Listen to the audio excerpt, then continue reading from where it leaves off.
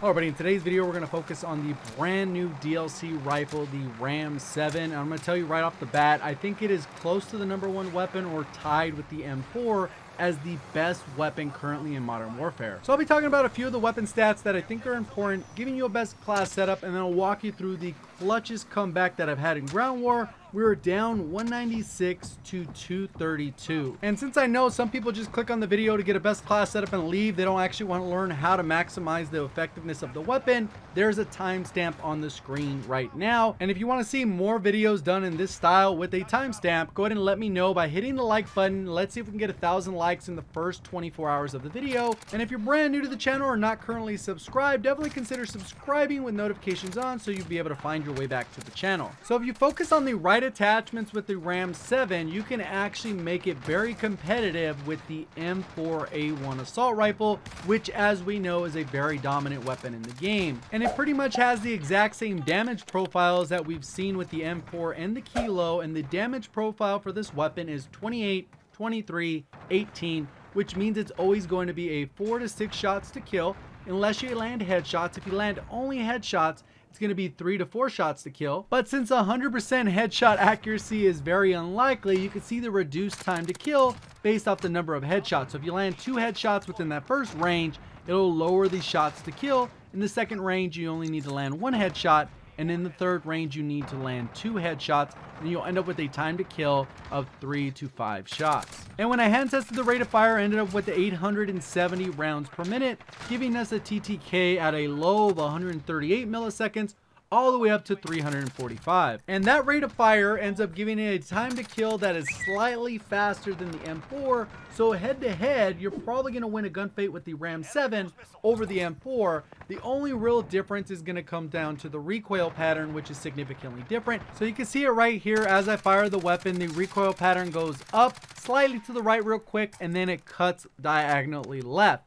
You can see it side by side. It's going to continue to repeat that exact same pattern. I try to line up the bottom so you can kind of see how that looked. So there's going to be a couple different ways you're going to manage the recoil. First off is you can do the burst fire technique where you're only going to fire about 10, 12 bullets, release the trigger, and then repeat that process. I'm doing this right here. I'm not actually adjusting the aim at all, and you can see it has a much tighter spread.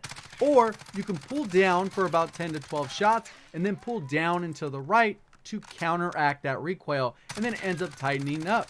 And you can see that you get a pretty good tight pattern if you can manage the recoil and understand how the pattern is supposed to go. So I let it go right here again. You can see it goes back to normal, and then if I go ahead and control it, everything stays tight into the center. So this is just something you got to understand when you use a particular weapon, how the recoil patterns will look. And that was with using the best class setup for this weapon. So the combination of all the different factors, I don't really think recoil is a huge issue. And as you'll see with the best class setup, I focus primarily on ADS speed, a little bit of range, and the combination of those gets you the best class setup along with the extended magazine to have 45 rounds. So the best class setup I found for the RAM-7 is the stippled grip tape, the monolithic suppressor, the 45 round mags, as well as the XRK Ranger barrel, and then the GI mini reflex. If you don't have a problem with the iron sights and you're going to be doing things mostly close quarters, you can actually drop the GI mini reflex and actually put on some kind of stock that's going to help you with ADS speed or movement. Or if you want that little bit faster reload speed, you can actually go with sleight of hand as another alternative. And overall, since I primarily play Ground War, I didn't really like the weapon all that much, and I think it was primarily due to the range is not all that great until you start getting some of those ranged attachments that allow you to actually get that lower time to kill. One quick little side note is I've already almost gotten this weapon gold, and I only have one other assault rifle to get gold to actually unlock platinum, and that is the FAL. So if you guys would be interested in a video where I rank all the assault rifles from worst to best, go ahead and let me know down in the comments section so I can go ahead and get started on that type of video. So right now I'm already starting to make an aggressive push towards D because I know that we have to capture D and E if we're actually going to win. Right now I go ahead and pop dead silent so I can move a little bit faster across the map. These guys come out, I'm pre-aiming, take him out, hit the other guy, land a couple shots there, able to finish him off. Trying to close the distance. You can see that this tank is kind of blocking my view. Luckily it's a teammate, so I don't really have to worry about that. I push up, I have a teammate coming through on this left side. get down, use my counter UAV. And a little side tip with the counter UAV is to put it in your own headquarters, because it'll be a lot harder for the enemies to shoot it down. And you're going to see it stays up pretty much the entire time. It's not going to get shot down. You can see the scores racking up. I go ahead and jump into the hot area. I'm pretty much peeking the surrounding areas to see if anyone's going to be coming in. I'm just paying attention to this right side. If my screen changes color, I'm going to go ahead and make sure I adjust. This corner is probably the best corner, because if someone sneaks in, I'm kind of just bouncing back and forth. And you can see this entire time, there really hasn't been a teammate here other than the one that just spawned on me. He gets taken out as he spawns in, paying attention to see what's going on, and then I have to win this gunfight. As long as I win this gunfight, we're going to go ahead and capture D. Now I got to make the move to go ahead and head towards E.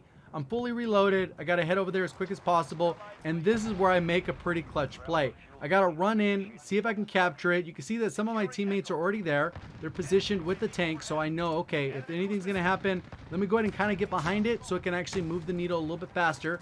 Because at this point, you can see we're down by 35 points. And 9 times out of 10, if this is happening ground war, you're likely to lose. So you can see I'm posted up right here. Luckily, the tank comes out of spawn, sits on E. And right now, we're in a really good spot. Now I got to think, okay, what do I got to do? I got to move to A. Let me go ahead and jump in the helicopter. I'm thinking, heck yeah, let me go ahead and make the play. Hopefully, I don't get shot down. And it ends up panning out.